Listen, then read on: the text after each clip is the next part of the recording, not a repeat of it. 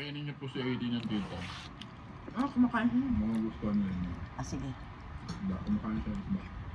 Oo nga. Pag may isda na lang ulam. Oo. Baka kasi Tuna. ayaw niya eh. Hindi, kakain siya. Kakain ko yan. Ah, Tuna to eh. Expensive ano pa eh. oo. Ang tuna, no? Yun lang. Ito na nga. Tunay. Tuna Tunay. na mo nga. Oo.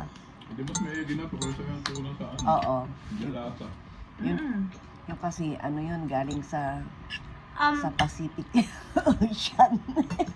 Madali lang talagang ulamin ng dilata. Oo. Nag-video ka, ang pangit ng background natin. Wala naman tinik na, hindi nilito. Wala. Wala namang tinik. Ang tinik nito, yun lang yan. Yan, anong yan. Masarap to yung Di ba? Gusto niya. Ang dali naman. AD, ano? Pressure. Sure ko ka ba? May pressure pa. Let me eat daddy's buns. Hala, fishbone? Ang kainin mo. Ibigay mo nga yung fishbone. Let me eat daddy's bones. Daddy's bone. Gusto niyo yung bones na. Kainin mo. Sarap niya. Sarap na eh. Lasang ano.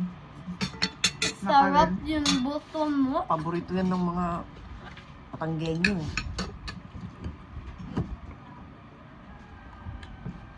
Hehe, nadagdagan.